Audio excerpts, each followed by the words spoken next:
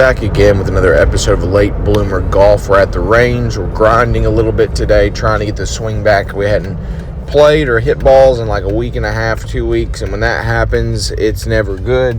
So we're trying to get back in the beat laboratory a little bit and, and get dialed in.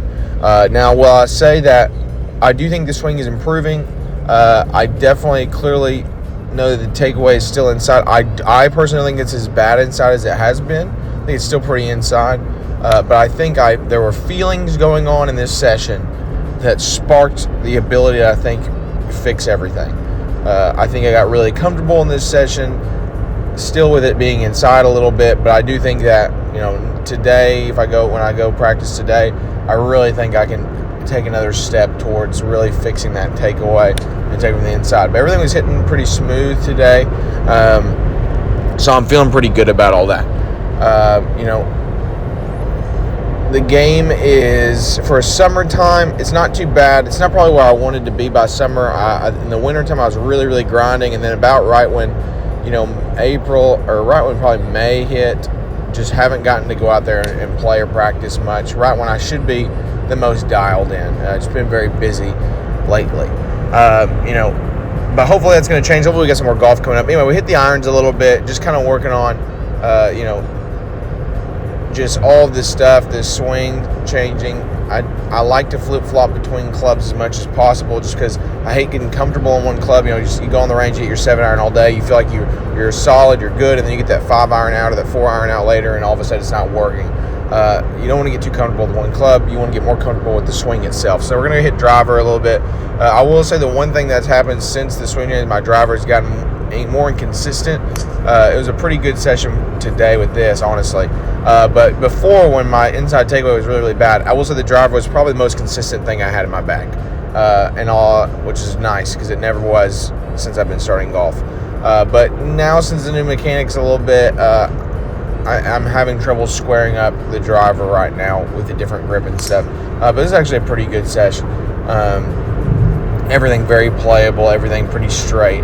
Just whether or not it was a high flight or not is kind of what you'll see with it. One of my follow-throughs, they don't look pretty.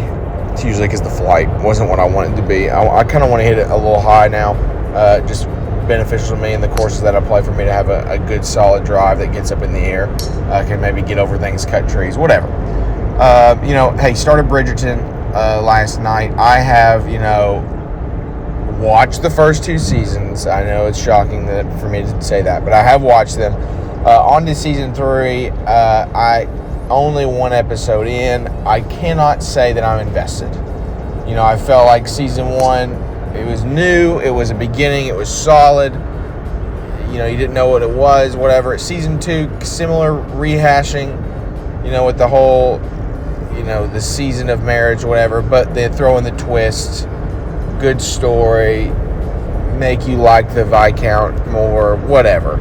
And then season 3, it seems to me, is, I don't know what direction it's going to go in, but it's once again them going through the marriage season, and then all of a sudden they have, I guess, another daughter that I didn't know existed. I remember the young one existed, the one that's like a very small teenager or whatever, but this Francesca girl, I don't know who she is, where she came from, but I just feel like the Bridgertons are just popping out people every year to be a part of this gala. And at this point, I almost want to be like, okay, this family has been a part of, I guess, some really, really big drama every year.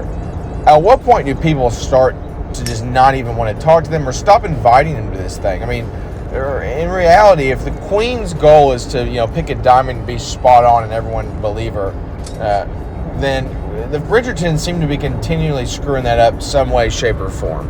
And so at what point do we stop inviting the Bridgertons to things, to the family barbecues and whatnot?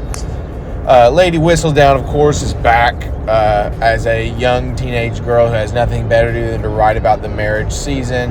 And for some reason, I guess I just want to understand why in uniform every person who reads that pamphlet hears the same voice in their head when they're reading it. I mean, why is there not one person who's like, I think Lady Whistledown is like an 80-year-old lady with a lisp, Dear Widowth. What? No, that's not really a lisp. Dear Widowth, whatever. I don't know. Why is all of a sudden that everyone who reads this pamphlet all of a sudden, have this same mentality voice of who Lady Whistler is? Anyway, back to the golf. All right, so we hit the driver a little bit. I actually felt really good at the end of that session. Felt like some things were finally clicking, getting things more squared up. Now I like to take a lot of time, when I feel like I'm in a good spot, I hit my irons pretty well, my driver well at the range, then really the next thing I want to do is just kind of feel shots, percent swings, the wedge, those 60-yard shots, 50-yard shots, you want to take the 56 wedge maybe, and you just kind of want to choke down on it, maybe hit a little percent swing, a little pitch shot up there, whatever. Those shots tend to be the make or break for my rounds. If everything's on fire, I hit the driver, and then boom, I got 60, 70 yards in. You're like, man, of course I'm getting on the green. I'm 60, 70 yards out. It's usually when I don't hit the green because those shots are such a big deal to me. I can easily get my hands going too fast. I can be all arms, that kind of stuff, and not using my body, and then bad things can occur.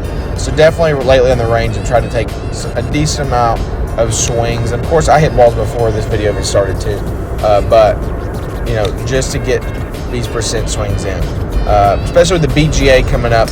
Backyard Golf Association will be hosting its 10th annual BGA Championship that I'll be, of course, participating in, and that's one thing I'm going to have to be absolutely dialed on, our percent swing wedges. All right, that 56 degree, me and him, we've been balling together since the first BGA and the disasters. We'll be bringing him back for this one as well. It's just an reliable club. All right, when we've had a really good session, all right, usually what happens when we have a good session is that eventually at some point I will get out a 60 degree, maybe just another wedge type, I don't know. And I think actually this is 6 iron. I think it's like, okay, well, I'm hitting everything good. Like, let's go up to a high iron and hit a high iron. Everything's working. But eventually what you'll see is I'll pull out a 60 degree wedge, and I will all of a sudden feel like I'm $1,000,000, and I will try to do stuff on the range that I would never do in a real round. Try hitting these like really high, I can't really call them flop shots. I don't feel like I can hit a flop shot, but like these really, really high chips that get straight in the air, open the face up, kind of squat down, try to pretty much hit directly under it, pick it up off the ground, kind of stuff like that. I'll try to get finicky. I'll try to get, look pretty good. But yeah, we'll give episode 2 a try with Bridgerton. Once again, I'm not very invested in Penelope. She's just, to me, has been this side character from the beginning that has distracted me from, I guess, the story I care about. The whole Lady Whistledown thing, I really could care less about. I guess it adds its own little bit of drama, but I'm pretty much more invested in just the families and the whole idea of wealth, the system of wealth and status. That probably, I enjoy that a lot more than just some teenage girl who's bored, who I guess learned amazing handwriting. I don't know what school she went to, but it seems like she just got a better education when it came to writing than everyone else around her. Don't know the story to that, especially seeing that she comes from a family that seems to be struggling every single season with something.